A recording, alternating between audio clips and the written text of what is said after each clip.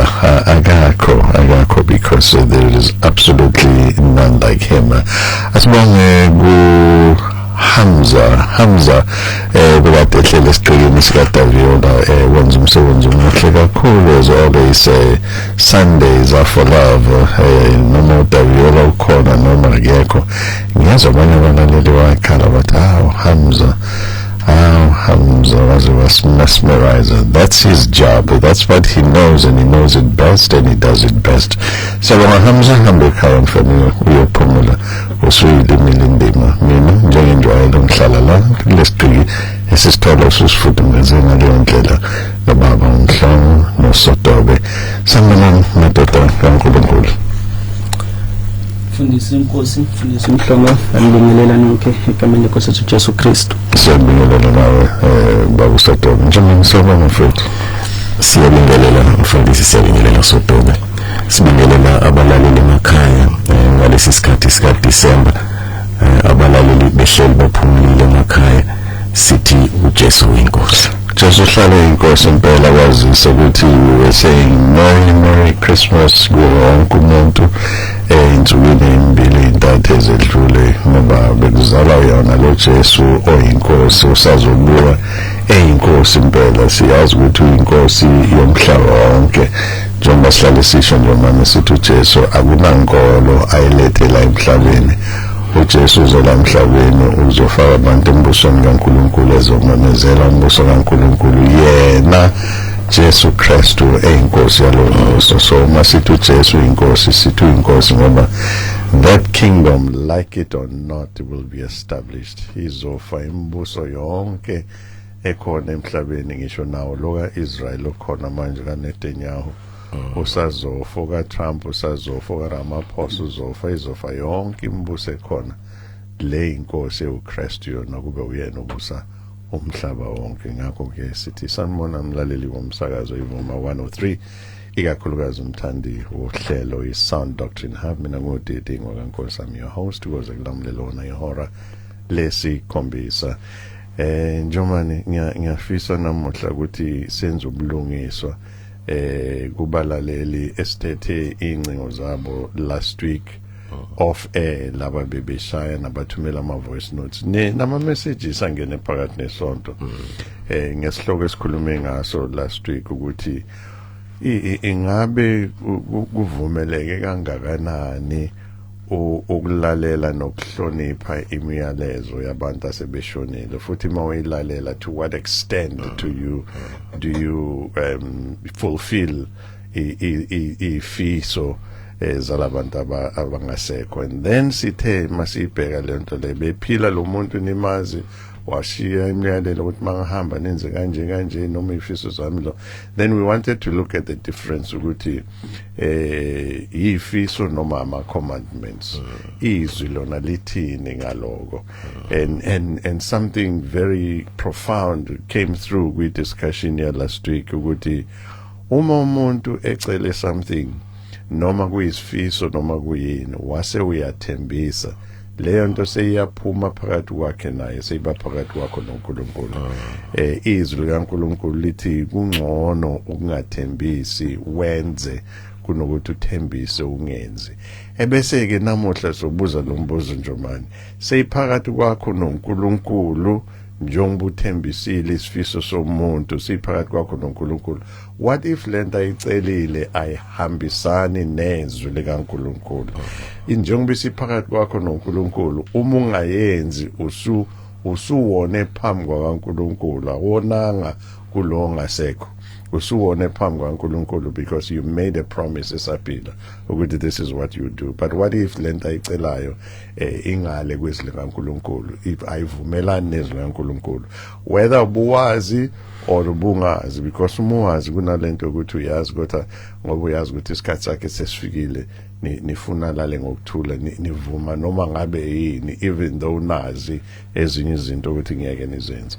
Now that we know what is between you and God, what do you do? But then kuvele umbuzo kubanye babalaleli during the week, if not after the show, ukuthi umama obelalele nje nomndeni wakhe. I think ivoice note yakhe sizoyidlala ukuthi ngempela kuvuka inyama, kuvuka umzimba noma kuvuka umoya. Uma ngabe kuvuka umzimba, then the question will then be imuphi ke lo mzimba Sotobe ovukayo, imuphi ngobe ngifa nalomzimba lo imuphi ovukayo. Now sinezinto eziningi ke esizoyibheka kuloko ukuthi laba abangenayo imizimba, we touched on it a little bit last week, abashemlilweni namuhla kunamasosha akhukhule imvula lapha eNkomati river eNasport emfuleni onezingwenya. Ngiyawazi ke lo mfula unezingwenya eziningi namahippo. Now what if le sosha alitholakala lidliwe izingwenya and belisindisiwe, umzimba walo vele wahleshula zingwenya, wahleshula ama-hippopotamus, kwenzakalani ngalo? Kwenzakalani ngalabo abafele eyilwandle and all of that? So masivuka silo mzimba lo yena ongesenawo lo mzimba kwenzakalani ngawo and stuff like that. So those are all the things ezokhuluma ngakuvele kakhulu after the show, and ngibona kukuhle ukuthi senze ubulungiswa siqhube lengxoxo yethu because of the questions that came thereafter. Engijabulela kona ukuthi sokwenza ukuthi we will draw from ezwini likaNkulunkulu ukuthi this is what the word of God says. Noma these are principles that we are drawing from ezwini likaNkulunkulu. Therefore abazalwane abalalele bakwazi ukuthi balaleleke. Asikwamukele futhi wena usanda kuvula umsakazo wakho la kwi-Sound Doctrine Hub kwivoma 103. My name is D.D. Ngwakankosi. I'm your host. Merry Christmas to all of you, and sizobonana again lesikhathi esizayo konyakeni omusha ku-2026, of which many of us are looking forward to it. But ke ngaphambi kokuba siqhubeke ngengxoxo yethu Njomane, sicela usibeke enkosini. Asikhuleke. Baba wethu olungileyo, ongise wenkosi yethu Jesu. Abantambama siyabonga. Sibonga uthando Baba onalo ngathi. Sibonga uthando lokusithwala ebini bethu besono. Usibekezelela, ulinde usuku lokuthi size siguquke sikufune wena. Samukela uKristu Jesu nomsebenzi awenzile esiphambanweni kube ngokusindiswa kwezimpilo zethu. Kwangamele Baba ngoba wawushilo ukuthi owenze isono ufanele ukufa. Baba wethu ongcwele, kakhulu sibonga ukuthwalwa nguwe unyaka uqala kuze kube ingalesi sikhathi. uNkulunkulu wethu siyazi ukuthi baningi abangakubonanga ukuphela konyaka. Nangalesi sikhathi abanye bayagula basezibhedlela balwela izimpilo zabo. uNkulunkulu wethu namandla onke, kepha thina sihlela ebukhoneni bakho sizoza ukufundiswa kwakho. Lokho kukodwa kungumusa. Baba wethu siyabakhulekela abagulayo, siyakhulekela indawo zonke abazalwane ikakhulu abasemazweni lapho bezingelwa khona ngenxa yenkolo yabo yobuKristu. Siyakhuleka Nkosi ukuthi ubaqinise bekhumbula intonye ukuthi abahamba ngaphambili balifela lolu kholo. Namhlanje bemi bengofakazi bokuthi noma siyafa, noma siyazingelwa, noma siyahlushwa, kepha umvuzo umile ezulwini. uNkulunkulu wethu ongcwele, siyalikhulekela lolu hlelo liqala luze liyophethwa ibanathi. uNkulunkulu wethu senze sithule thina kepha ukhulume wena. Sikhulekela umlaleli ekhaya ukuthi abe nombuzo awubuzayo ozoletha udumo kuwe. uNkulunkulu wethu ongcwele, sikhulekela lokusazi ukuthi uhlelo luhambela abantu bonke abakholwayo nabangakholwayo. Uthi nasonke ozobuza kanye nathi esikhulumayo, make ukukhuluma kwethu kulande olahlekile ongakazani nawe kumlethe kuwe. ngoKristu Jesu inkosi yethu sikhulekile. Amen. Amen. Sibonga Njomane. Asikhumbuze lo obekade engalalele last week just briefly, noma besesishilo earlier on ukuthi lento yokuzwa noma yokuzama ukugcina izifiso zomuntu osedlulile esimaziyo ephila ecela izinto. Kunama examples esiwabonayo ezwini lenkosi, and I know ukuthi it's touching. This is not about worshipping them and acknowledging them, go now bashisela impepho and do all of those things. It's a different thing, but ukuthi besikhathi besaphila bashiya imiyalezo yezinto kumele sizenze ebese uyathembisa. Sibone lapha ku Genesis chapter 49 siqala kufunda ku verse 29 ukuya verse 32. Sabona uJakobe eyala ingane zakhe ukuthi isikhathi sakhe sesifikile sokuthi ahambe. Wase bacela ukuthi abathi mefa bambele emgedeni usemsimini lapha ngaseMamre la yena uAbrahama noSara bangcwatsha khona. Sibona uJosepha naye Sefa ezweni lela bebusa kulona biza abafowabo bathi uma ngifa la nawo amathambo ami ngicela ukuthi nenze nje ngalamathambo. Sibona kwenzeka. So in a sense siyawabona ama examples ukuthi ifiso zomuntu esaphila ebese uyadlula emhlabeni ezwini lenkosi siyazibona lezo zinto lezo ukuthi zisekhona futhi ziyenzeka. Sikhulumeke kakhulu ngaloko umbuzo ke mhlambe esingaqala ngawo namuhla ukuthi imiphi ke lemzimba okuvuswa ngayo. Asithole umama obelalele last week asithumela ivoice note yakhe asizwe ukuthi khona. Sawubona mama. Umbuzo wami uthi baba, kuvuka umzimba noma kuvuka umphefumulo ngelanga lokuvuka, ngoba nathi singabanye abathi bafuna ukushiswa. Sinilalela impela, siyabonga imfundiso zenu. Ile voice note kamama ithumele Njomani last week esilalele off air okukhombisa kona impela ukuthi siyayigcina ithembiso zethu uma sithi asikwazanga ukuthatha on air even off air ngenxa yesikhathi we do take you off air. Now umbuzo impela umama awubuzayo ukuthi imuphi lo mzimba ovukayo. Sizwe nayo enye voice note naphambi kokuba siqhubeke ukuthi thina. Ngibingelele kubafundisi bami engibathandayo, Nkosi, Khoza noNjomani.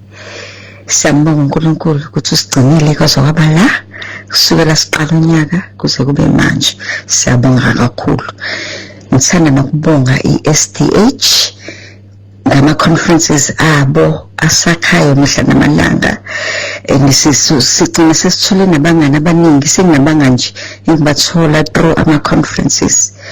Ngithanda ukufisela bonke abalaleli balolu hlelo uChristmas omuhle nonyaka omusha onezibusiso. Siyabonga abafundisi, nani sanibongela ukuthi Nkosi yami nesifundisa nisakhe nsuku zonke. Sikhonze nakubalaleli bethu basengolezane, Bangeni nase Richards Bay naseshowe eMpaphala. Siyabonga kakhulu. uNkulunkulu akabe nani. Amen. Osmethi. Umbuzo wami uthi baba, kuvuka umzimba. Simzwile umama ebuza ngombuzo wakhe. Njomani, I think asiqale ngawo na lo mzimba. Noma wona lo mbuzo ukuthi kahle kuvukane. Kuvuka umzimba noma kuvuka umphefumulo. Uma kuvuka umphefumulo uvuka kanjani? Uma kuvuka umzimba imuphi lo mzimba ovukayo? Siqale lapho noma. Asibonge kumlaleli iqala mfundisi ngalombuzo. Umbuzo omuhle siqonda lo ukuthi sikhona vele mfundisi isifundiso esinjalo esithi kuyohamba imphefumulo akuyohamba imizimba. Kepha ke lokhu uma sifunda incwadi yabaseKorinte chapter 15 ukubeka kucaca ukuthi cha lokho ukuthi kuyohamba umoya kuvuka umoya kuyaphambana nakho. Incwadi yabaseKorinte chapter 15 ufundisi ikubeka kucaca ukuthi imizimba eyovuka eyenyama ebese iyasho ukuthi uhlobo luni lwenyama. Mangithi inyama sisho ukuthi physical, sisho physical. Bese iyasho ke nokuthi leyo mzimba iyobe isi-glorified. Umfundisi esizokubona ke ezwini nakhona lokho ukuthi kusho ukuthini ukuthi iyobe i-glorified le mzimba. Into umlaleli engathanda ukuthi umzalwane ayibone ukuthi inkosi uJesu usishiyele iexample yalokho. Inkosi uJesu ekuvukeni kwayo bebeze bayisaba abafundi bayo bethi mhleze umoya lo. Athi ake ningithinte ngoba umoya awunanyama awunamathambo. Wathi ngihlephuleleni iqebele ingwane likafishi ngidle ngoba umoya udli ukuze abone. Bayibona inkosi seyiphakathi kwabo umnyango uvaliwe.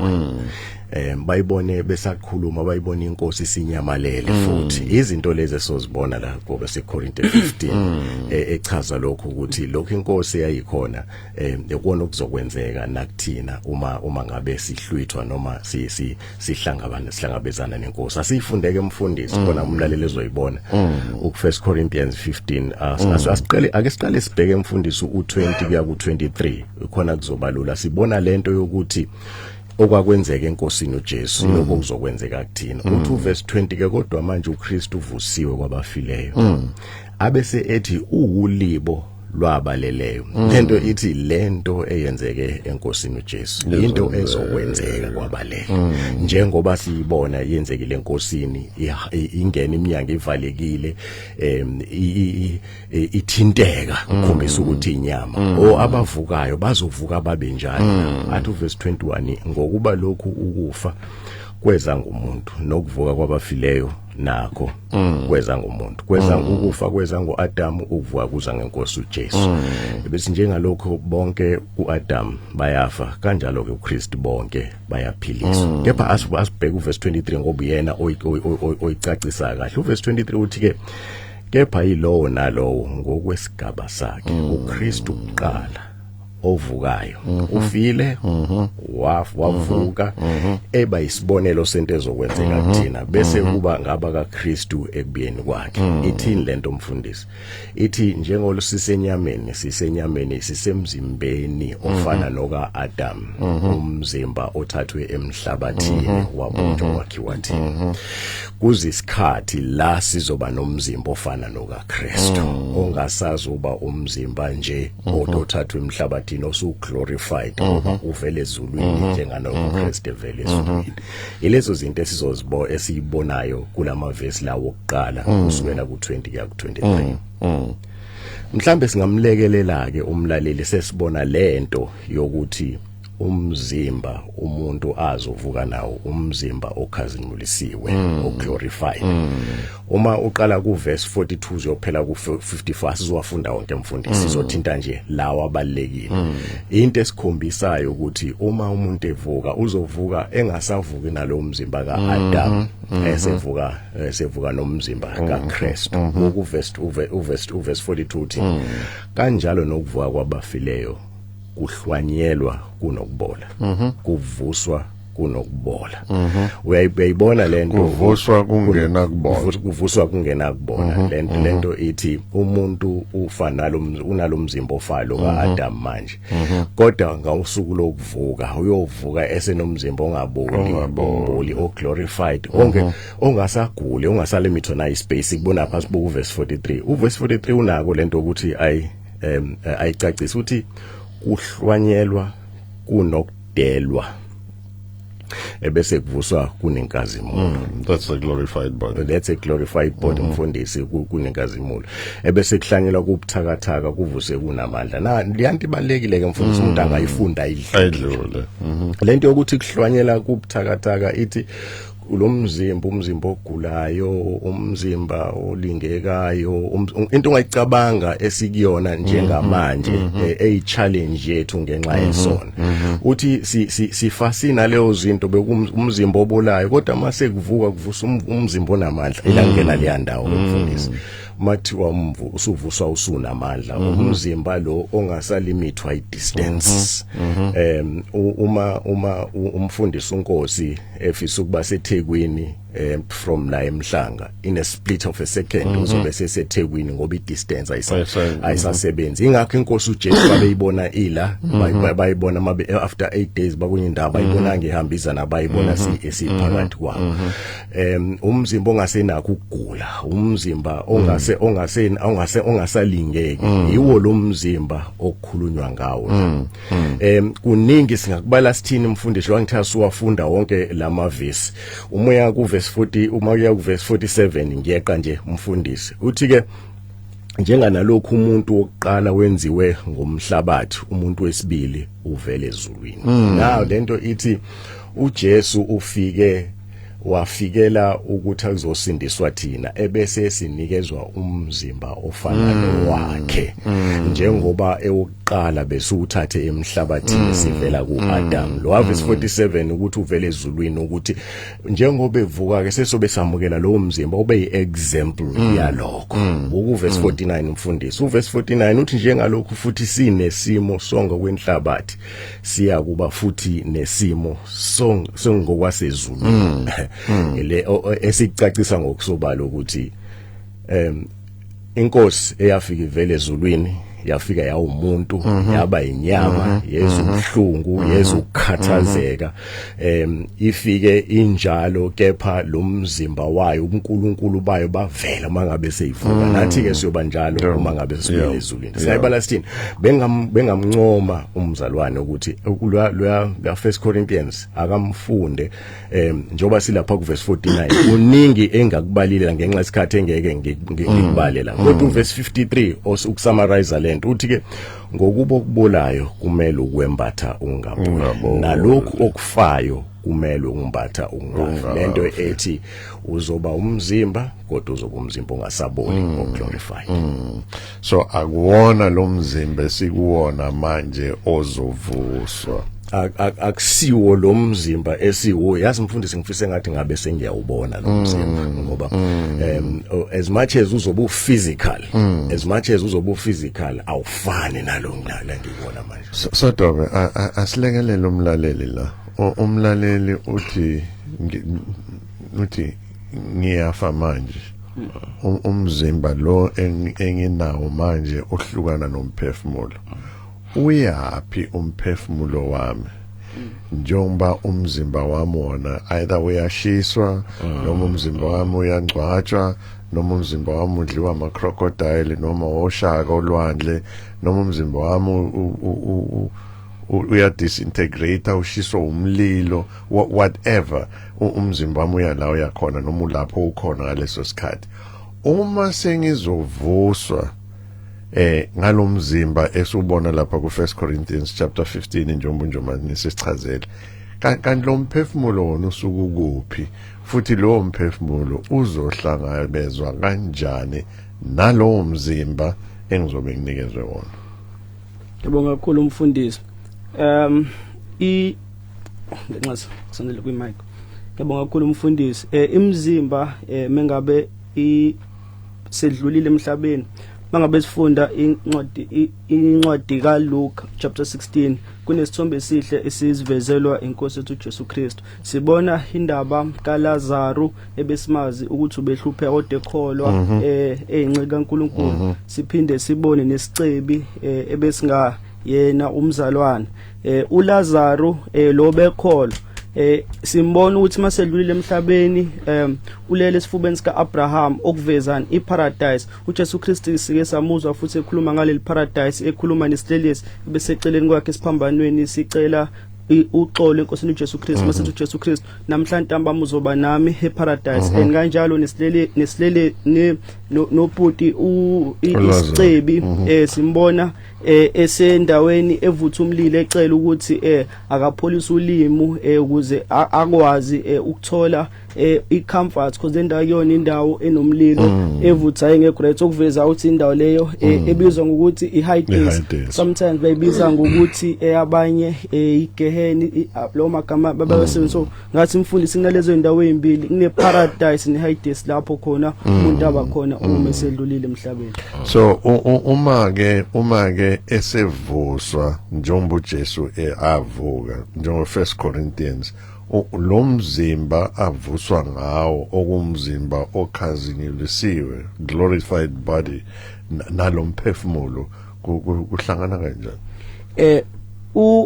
Philippians chapter number 3 ukhuluma ngokuthi uverse 21 uJesu Kristu sinikeza imizimba ekhazinyulisiwe njengeyakho uJesu Kristu. So kuyobe imizimba ehlukile unique esingakazi mhlawumbe sayibona yobe ikhona inyama yebo siyavuma nje uJesu Kristu uthwa esenyameni even uThomas wamthinta kodwa futhi nalo moya nokukhazimula okumangalisa nje umfundisi umhlongethe wangena endlini isicapha sivale. So kuyobe leyo mzimba nje umangalisayo nami engakwazi ukuchaza ohlukile singakazi sawubona kuyobe umzimba onjalo okhazimulisiwe yobungesenazo umfundisi sona. Njomani u 1 Thessalonians chapter 4 uthini in that regard ngenzela ukuthi umzalwane akwazi ukuyi understand lento ukuthi ubuza umzalwane ukuthi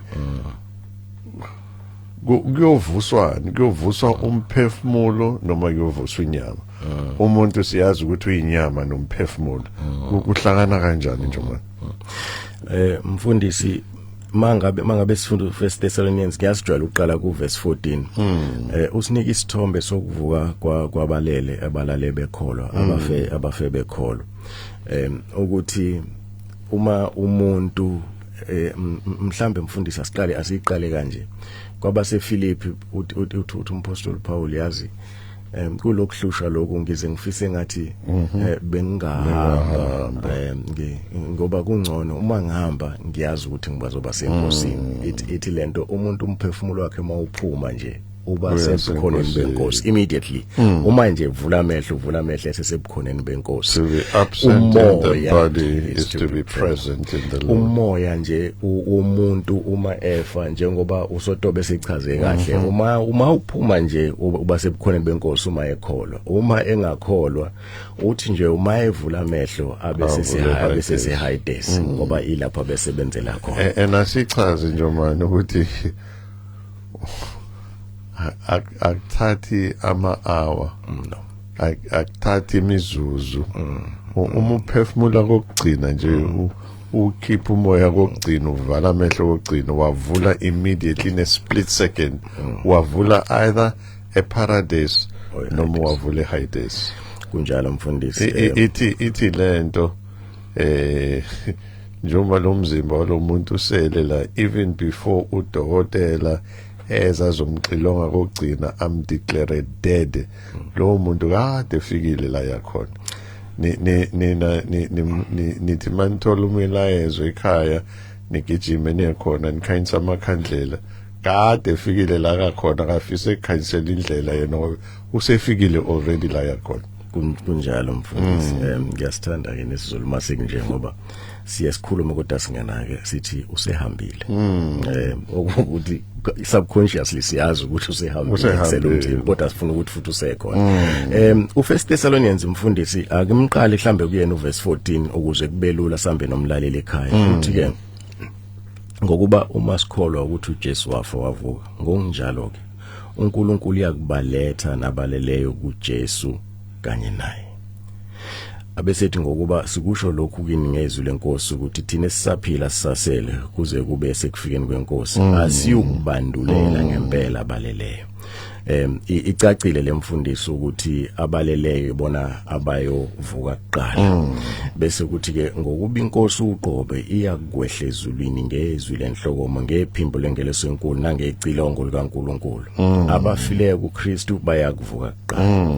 Lapho ke thina esisaphila sisele siyakuhlwithwa kanye nabo emafini sihlangane nenkosi emoyeni siyakuhlala nayo njalo inkosi ngakho kududuzana nalawo manje uma inkosi iza mfundisi iza nemphefumulo yabo bonke abalele abalele bekholo bese kuthi imizimba yabo njengoba ivuka emathuneni iyohlangana nemphefumulo yabo na inkosi emafini njenganalokhu izwi lisho bese kuthi thina isimphefumulo yethu sekuthina siyoguqulwa bese siyabalandela nemphefumulo yethu siyoba nenkosi siyoba khona njalo nemphefumulo kweza nenkosi iyo lesikhulume ngayo lokuthi uma ngifa mangicimeza nje ngizoba sebukhoneni benkosi iyo leza naye siyohlangana nayo emafini mfundisi. So lemphefumulo yethu njengoba sibona kuSodobe lapha ku Luke 16 lemphefumulo yethu mesiphuma ukuphefumula kokugcina iba sezulwini noma iba seHades. So laba base Hades basalela sakhulumi ngabo abakavuki basalela basiyeza isikhathi sabo base kufika inkosi ke seyilanda ibandla layo ubuya nalemphefumulo ekuyena ihlanganiswe nalemzimba glorified. Amen. Wow. Izwi laNkulunkulu elimnandi. There's no gray area la Njomani. Li clear umphefumulo yapi inyama iyapi lenyama lomzimba physical ovuswayo ufana nokaKristu ubuyapi uhlanganiswa kanjani asiqhubeke sibhekeke lo ke sikubonile ukuthi lemzimba iyahlanganiswa lapha ku verse 42-45 asikhulume ngalomzimba ke or cremated ngoba umlaleli uvezwe ukukhathazeka kakhulu naye lo uyasho ukuthi ngobe yena nobaba wasekhaya bayafisa ukushiswa nabo kwenzakalani ke ngalomzimba oshisiwe kwenzakalani ke ngalomzimba odliwe izingwenya kwenzakalani ngalomzimba oshiswe umlilo nje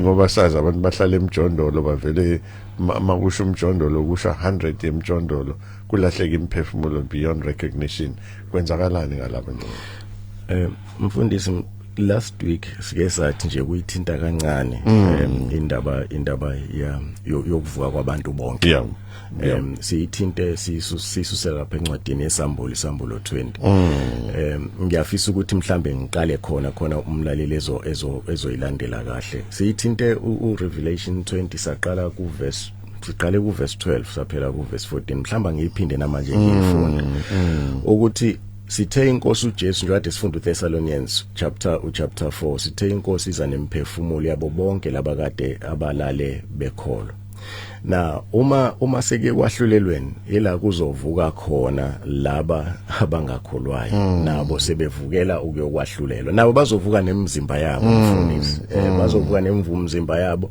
ukuze babuzwe lobu buhlungu okumele babuzwe bokuba sesihogweni now asifunde mfundisi uthi ke emayikhuluma ngokwahlulela uverse 12 kaSambulo 20 uthi ngabona abafile abadala nabancane bemphambi kwesihlalo sobukhosi kwase kuvula izincwadi nenye incwadi yavula okuyincwadi yokuphila abafileyo bahlulelwa ngalokho okwakulotshwe encwadini njengokwemisebenzi yabo na abafileyo ilaba ke esithi mfundisi bafe bengakholwa bafile ufe lo death lo show eternal death spiritual death like abalele bafile labo so uverse 12 futhi abafileyo bahlulelwa ngalokho okulotshwe encwadini njengokwemisebenzi yabo bese uthi uverse 13 nolwandle lwakhipha abafileyo abakulo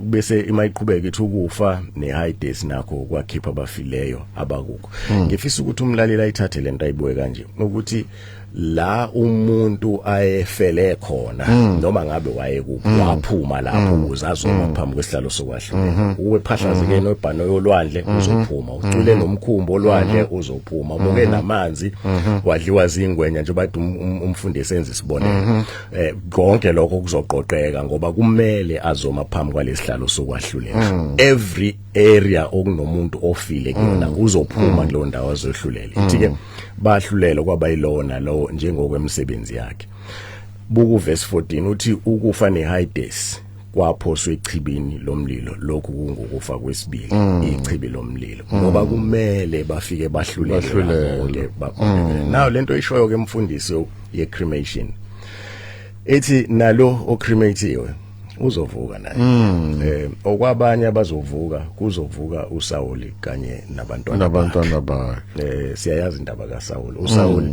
uSawuli emva kokuzingela uDavid isikhathi eside mfundisi uDavid wazwalithola nethuba lokuthi ambulale uSawuli kodwa wathi akakwazi ukubeka isandla sakhe kucotshiwe kaNkulunkulu hey okuyivesi namuhla kudlala ngabazalwane ngalo hey yoza kwethu hey balisebenzisa leli verse kakhulu mfundisi asikhuleke nje ukuthi kuphela manje ngo2025 sekuphelile mfundisi ngoba sesifikela le uNkulunkulu kukhona akhuluma naye ekhaya uthi ke uma mhlambe ukunikeza umzalwane isithombe sale ndaba uma uDavid uma uSawuli nabantwana bakhe bebalekela impi basukele kwaze walimala uSawuli uthe uma eselimala wathi kwisisebenzi sakhe ngicela ungibulale ungabulawa abezizwe abangasokile abese ithi inceke yakhe cha angikwazi Nkosi yami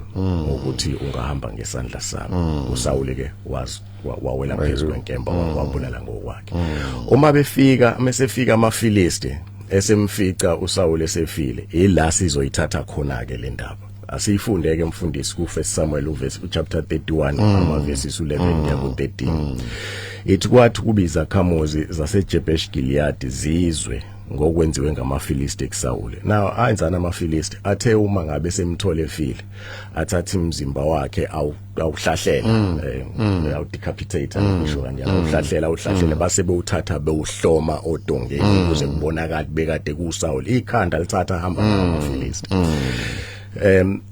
athi ke laba kubaseJabesh Gilead bayizwe lento yenziwa amaFilisti u2 verse 12 bathi mabeyizwa kwasuka wonke amadodana amandla ahamba ubusuku bonke asithatha isidumbu sikaSawuli nesidumbu zamadodana akhe ogangeni iBethshani ahamba nazo afike eJabesh azishisela khona that's cremation le cremation umzalwane athi ngizoyithola kuphi ezwini ithi bathi laba ke esikhuluma ngabo bahamba bolanda isidumbu sikaSawuli abamsabayo uNkulunkulu bahambe bathatha isidumbu sikaSawuli bagoduka naso bayeJebesh bathema befika khona basishisa isidumbu sakhe now isizathu sokushiswa kwakhe mfundisi singabeka izathu eziningi abanye bathi ngoba mhlamba umzimba imzimba yabo yayisinokubola abanye bathi mhlamba befihla ihlazo lokuthi ikhanda lalingase amaFilisti ayehambe nalo ngaba inoma isiphi isizathu okusala nje ukuthi crematiwe futhi inhloso yokucremate khona futhi yayinhle ethi ke basishisela khona bathe uma ngabe sebesishisile isidumbu bathatha amathambo abo ahambela phansi phansi komtharike eJebesh azila ke bazila ke ukudla insuku ezisikhombisa sibona la mfundisi sibona ifirst cremation esiyibona clear ezwini kaNkulunkulu amathambo aqhitshwa nayo la sibona khona ijustification yalento mfundisi ukuthi uDavide uma ezwa ukuthi laba baseJebesh Gilead bathema bebona uSawuli ukuthi ubulawe ngalendlela bamthatha bamshisa bamgqiba buka uDavide uma ngabe eseyizwa lento ngale kuyona le ku2 Samuel uthi abantu bakwaJuda bafika bamgcoba khona lapho uDavid bagcoba uDavid abe inkosi ukuba abe inkosi yendlu yakwaJuda base bembikela bethi ngabantu baseJabesh Gilead abagcwabe uSawuli uDavid wayesuthumela isithunywa kubantu baseJabesh Gilead wathi kubo izwa uDavid uNkulunkulu ubesetshenziswa uNkulunkulu kakhulu ekhuluma inhliziyo kaNkulunkulu emva kokremata kaSawuli uthi uDavid usimakade makanibusise ngokuba nikhombisa isihawu enkosini yenu uSawuli nayingcwaba. Uyayibona lento ukuthi uthini akasho ukuthi nayishisa uthi nayingcwaba yet ushisiwe nayingcwaba. Manje singathi uSimakade anganenzela isihawu nokwethembeka, nami ngizonenzela okuhle ngenxa yalokho enikwenzileyo. uNkulunkulu akazange amrebuke uDavide ngokukhuluma ngalendlela. Sikhumbula uNkulunkulu bemrebuke uDavide mangabenze kabi nabaprofeti ngendlela eziningi. Akazange amrebuke ngoba uDavide ukhuluma inhliziyo kaNkulunkulu. Into esithi uma ngabe sekwahlulelwa noma ukuthi wayengakholwa uSawule, uma ngabe kuukuthi inkosi ilanda abantu ba uSawule siyomfice siyombona inkosi Sawule siyibona iphelele ngokwaleli zathi sifunda mfundisi. Noma ngabe ikhanda lihambile la eFilisti noma amaFilisti ngekhanda okusalayo ukuthi uma esevuka ngalomzimba uyovuka ephelele kunjalo. So ngiyafisa ukuthi sibhekela sizodedela abalaleli lapha ku 0737091991 noma ku 0861010300 08611010 ngifuna sibhekele uSotobe ukuthi siyakwazi yini ukushaya indiva ifiso zomuntu ongasekho azenza esaphila. Futhi uma sikwazi ukuyishaya indiva kwazise phela last week kuvelile ukuthi uma usuthembisile usuwenza isithembiso phambi kwaNkulunkulu. Uma wenza isithembiso phambi kwaNkulunkulu lento ithembisile ayisekho phakathi kwakho nalomuntu omthembisile. Isithembiso sesiphakathi kwakho noNkulunkulu. Now uyakwazi yini ke ukuyishaya indiva isicelo salowo muntu loyo, futhi mawushaya indiva ushaya indiva ngasiphi isizathu? Ngibonga kakhulu umfundisi. Cabanga ukuthi mhlawumbe njengami ekhaya ngingane ngenzeka uma wami mhlawumbe useyagula useyadlula emhlabeni njengoba egula ukholo ukuthi izangoma mhlawumbe kufanele enze igobongo endathi njengengane yakhe mhlawumbe sisebenza ucela mhlawumbe ngimakhela uround ukuze negobongo khazokwazi ukulenza kwenzeka umzali wami adlule emhlabeni ngakawakho round ebuleka kona lokugula. Isifiso samzali wami siclear ubefisa ukuthi mhlawumbe sihlabe enze mhlawumbe imisebenzi yenziwa ngumakhela uround mina ngingane yakhe ngisebenza.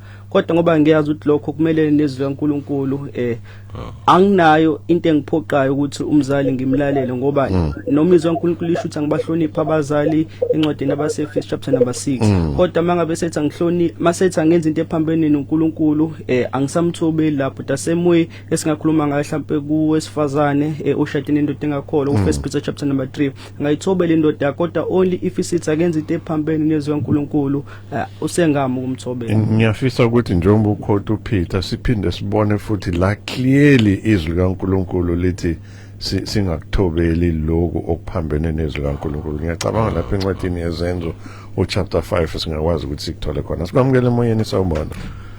Yebo njani? Siphilile Nkosi yami, sikhuluma nobani? Usifiso lo ngikhuluma naye. Sifiso ukuphi namuhla? Ngisedebheni mfethu khona la eThekwini. Sifiso sikulalele mfethu. Ngiyabonga mfethu, it's a great show. Thank you.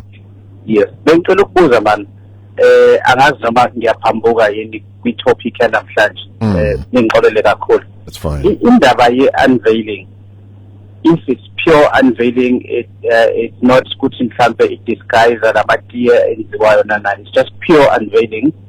Khona umuntu oshonile sebenzela stone bayasembula kwenziwa inkonzo yokuthi siyamkhumbula and associated with that, maybe related to that also ama-birthdays kuyazi umuntu wayeshone nini and ngosuku ashona ngosuku azalwa ngalo usuwadlule emhlabeni sithi nje siyamkhumbula. Are those things against the word of God? Thank you. I'll listen on that. Thank you mfethu, siyabonga kakhulu. Awuphinde nawe wenze njalo lapha ku 0861010300. Siyakwamukela moyeni sawubona. Baba mfundisi Nkosi usibiya ubaba umhlanga siyabengelela kumhla ka-20 December 2025 egameni likaJesu baba kwi-SDF yokugcina ku-2025 siyabonga kakhulu. Baba myeni. Yebo. Lo angikhotha amavesi baba bese ngiyavala. Ngicela isihloko sibaluleke kakhulu angikwazi ukukhuluma ngokwengqondo yami ngcono ngeBhayibhelini. Uma ubheka iZaga chapter 15 verse 24 ngiyalithanda iBhayibheli ngoba kunezinto elibeka zicace ezingadingi ukuthi kwesinye isikhathi siyicacise noma siyichaze. lisike leli verse Izaga 15 verse 24 ohlakaniphileyo indlela yokuphila iyaphezulu ukuba dead endaweni yabafileyo phansi bese 2 Timothy chapter 2 verse 11 uthi likholekile lelizwi lokuthi ngokuba uma safa naye siyaphila naye futhi leyo nto isakuvezela ukusobala lento enikhuluma ngayo umzimba nomoya ngisho ngafa namhlanje nginqunywa ikhanda noma ngingesena ingalo noma ngingesana kodwa nali ivesi ukuthi uma safa naye uKristu siyakuphila naye futhi nxa ebonakaliswa uKristu ukuphila kwethu khona ke nani ngiyakubonakaliswa kanye naye ekukhazimuleni uKolose chapter 3 verse 4 lo ngiyabonga kakhulu baba nibe nosuku oluhle kakhulu lingene kahle na 2026 sihlangane next year futhi akube njalo nakwena wamyeni nomndeni wakho 0737091991 noma lapha ku 086101030 300 asikuthathe nangomunye emoyeni ubanike lo ungathi yasibalekela okay kodwa sophinde simbone nangu umzalwane othi lapha ku 0737091991 uthi amen bafundisi bami siyabonga ukucaciseleka mayelana nokufa nokuvuswa kwabafileyo ngicela ukucaciseleka uma ukholwa usindisiwe uyahlanganyela nomndeni uma bethi babuyisa ugogo oshone last year bezokumenzela umsebenzi uyafaka imali yakho uyasihambisa isipheko uyabakhona uma wenziwa lo msebenzi ngiyabonga nisazongiphendula nangezwi lenkosi ngiyayithanda leyo gcina ukuthi singamphenduli nje asimphendule ngokwezwi ngelezwi likaNkulunkulu amen bafundisi bami studio siyabonga imfundiso esihle nalichaza kahle izwi lenkosi kwacaca kwathi ukuthi impela umuntu uzovukela lapho esebenzela khona noma ngabe ufe kanjani siyabonga ngiyacela nisiphe onke lamavesi ukuze umuntu abuye afunde ukuze kuphele ukuphikisana kusho umama uDlamini nangu ukhetho kaMbele kwaSayimani awuphinde wenze njalo lapho 0861010300 08611010 ngibingelela abafundisi bami ngihleli nani nginilalele siyabonga imfundiso zezwi likaNkulunkulu siyabusiseka kusho ukhetho kaMbele lapha ya kwaSayimani 086 1010 300 0610 300 sikusekhona isikhathi ukuthi sinawe sikwazi ukuthatha i-call yakho sekwamukela emoyeni sawubona ngiyaphila siphilile nkosi yami sikhuluma nobani kuphi hayi uJobe ndila kanye seBhadavini Jobe yeah uthini umuntu yesenamuhla ngibinemibuzo nje owodwa ngathanda ukuthi ngicacise bona kuningi ukuthi sengithi ngikhuluma ngakho hlala phezulu kwawo Jobe ngikubuza ngale nkonzo ezithi zikhonze uNkulunkulu uphinde futhi zigcina amasiko ukuthi indaba yazo ekuphelisweni iyohamba kanjani egcineni yiloko kuphela Mondisi ilephela labo bazokwahlulela nje uNkulunkulu ngoba lento abayenzayo ayikho ezweni uNkulunkulu uyichaza kahle uSodobe uquoteile uEcclesiastes chapter 9 kulesonto edlule uNkulunkulu athi nje kungabi nabantu abaconsulta amadlozi enye yezinto ebulalise uSawule aze ayibulale yiyo lento leyo ukuthi uhambe wayiconsulta amadlozi uNkulunkulu wadinwa waganunywa unwabo waze wazibulala uSawule badukisa abantu labo khetha kodwa nje ufuna ukusebenzela abangasekho qhubeka nako lokho uzoziphendulela kuNkulunkulu kodwa ungakuhlanganisi kokubili ukhala ethisele bonke abantu egodini kodwa uzophendula ubaba sikamukela moyeni sawubona ayibona inkosi bambane igama likaJesu afundisi bami abahle bamajolo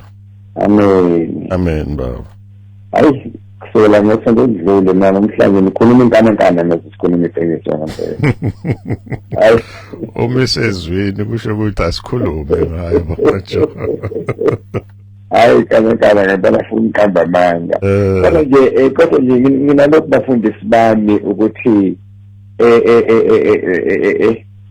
abona lethi izinto okungenzeki kubantu kuyenzeka uNkulunkulu